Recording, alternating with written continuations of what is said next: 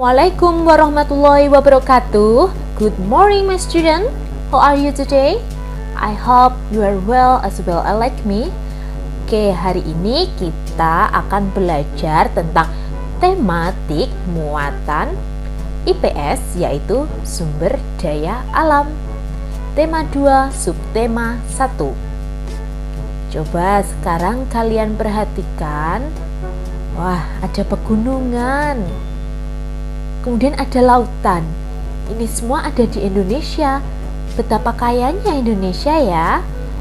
Benar sekali, Indonesia terkenal akan sumber daya alamnya. Apakah kalian tahu itu?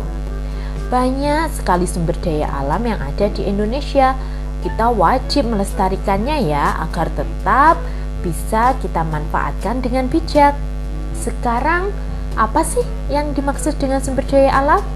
Sumber daya alam atau SDA adalah semua kekayaan alam yang dapat dimanfaatkan oleh manusia untuk memenuhi keperluan hidupnya. Berdasarkan sifatnya, sumber daya alam dibedakan menjadi dua, yaitu sumber daya alam dapat diperbaharui dan sumber daya alam tidak dapat diperbaharui. Yang pertama, sumber daya alam dapat diperbaharui, yaitu sumber daya yang akan ada terus-menerus dan cepat pulih kembali. Jika kalian menggunakan dalam jangka waktu yang lama, kita bisa memperolehnya kembali dalam kurun waktu yang tidak lama.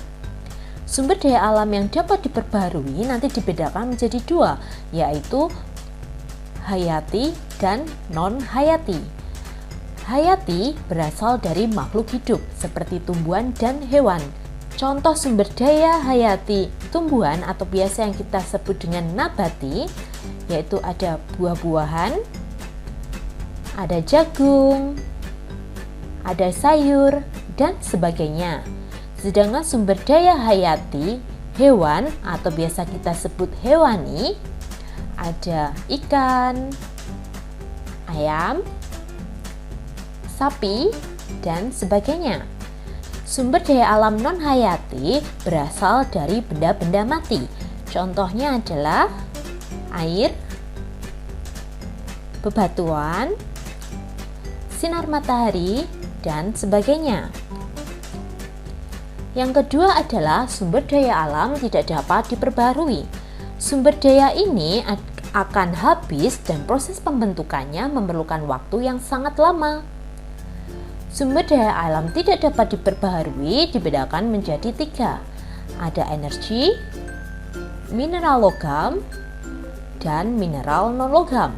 Contoh dari energi yaitu minyak bumi, gas alam, dan batu bara. Untuk mineral logam seperti biji besi, nikel, emas, tembaga, dan sebagainya.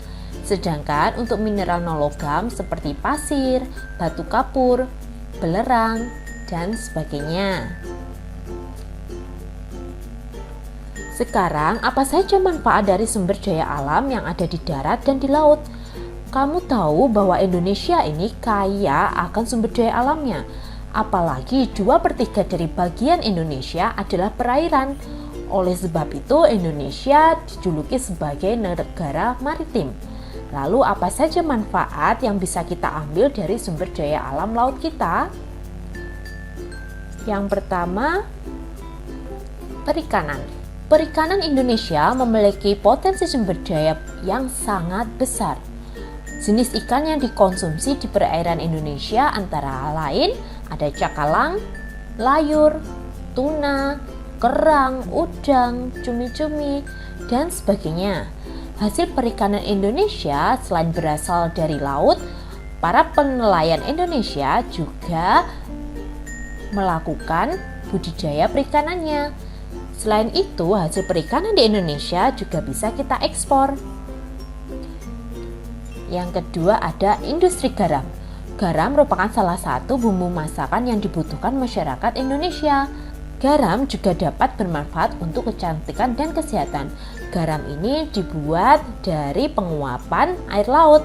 Sentra industri garam di Indonesia itu terletak di Gresik, Madura, Pati, Rembang, dan sebagainya.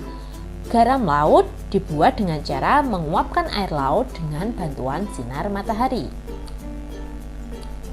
Kemudian ada rumput laut. Rumput laut merupakan sumber makanan kaya serat. Rumput laut merupakan bahan baku pembuatan agar-agar. Wilayah Indonesia memiliki kemampuan loh untuk memproduksi rumput lautnya, terutama di wilayah Indonesia bagian timur. Selain itu, sektor yang paling terbesar dari sumber daya laut adalah dari segi pariwisatanya. Sebagai negara maritim, Indonesia memiliki banyak pantai. Nah, pantai ini sangat indah pemandangannya, sehingga bisa menarik para wisatawan dari negara kita maupun dari luar negeri.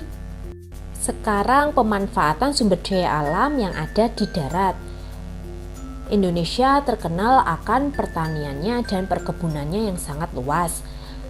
Beberapa manfaat yang bisa kita ambil salah satunya yaitu jagung dan padi. Jagung dan padi sebagai bahan makanan pokok di Indonesia.